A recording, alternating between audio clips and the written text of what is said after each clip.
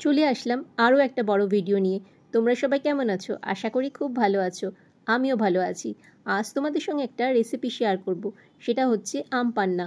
যা গরম পড়েছে, এই গরমে ছোট বড় সকলেরই পছন্দের শরবত হচ্ছে আম পান্না। বাজারে এখন প্রচুর কাঁচা আম পাওয়া যাচ্ছে, তাই বাজার থেকে আম কিনে এনে মাকে বললাম ছোট ছোট করে কেটে দিতে।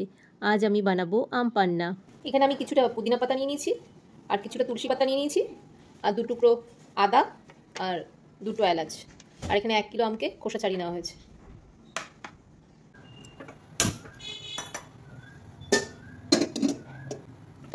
আমগুলো অল্প জল দিয়ে একটু সেদ্ধ করে নেব।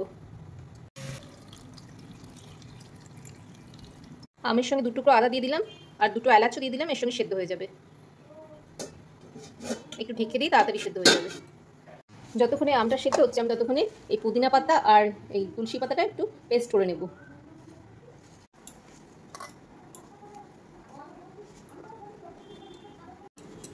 এখানে আমি তুলসী পাতা আর পুদিনা পাতার পেস্টটা রেডি করে নিয়েছি।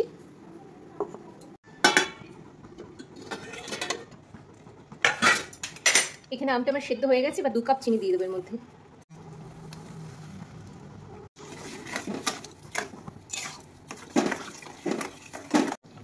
এবার আমি যে এই পুদিনা পাতা আর তুলসী পাতার পেস্টটা করে রেখেছিলাম, এটাও এর সঙ্গে মিলিয়ে দিলাম।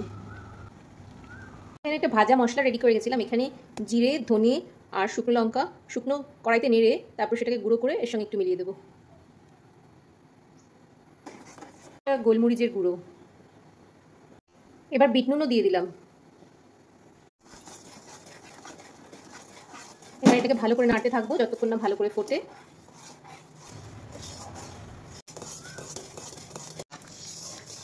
দেখেছো কেমন টকবক করে ফুটছে? সাবধানে করবে কিন্তু তোমরা, নাহলে গায়ে লাগলে একদম ফসকা পড়ে যাবে কিন্তু। এখানে আমার আম পান্নাটা রেডি হয়ে গেছে। আমি এটা ঠান্ডা করার জন্য কিছুক্ষণ সময় রেখে দিয়েছিলাম। প্রায় ঘন্টাখানেক পর এগুলোকে ছাঁকনির সাহায্যে ভালো করে ছেঁকে ছেঁকে আঁশটাকে বাদ দিয়ে দিলাম। দেখো ভালো করে ছেঁকে নিচ্ছি।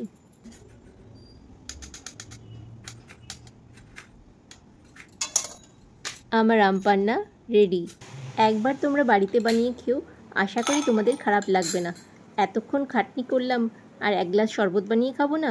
আমি 2 চামচ এখানে আম পান্না নিয়ে নিলাম, আর একটু ঠান্ডা জল দিয়ে দিলাম, আর 3টে বরফের কিউব দিয়ে ভালো করে গুলে এটাকে খেয়ে নিলাম।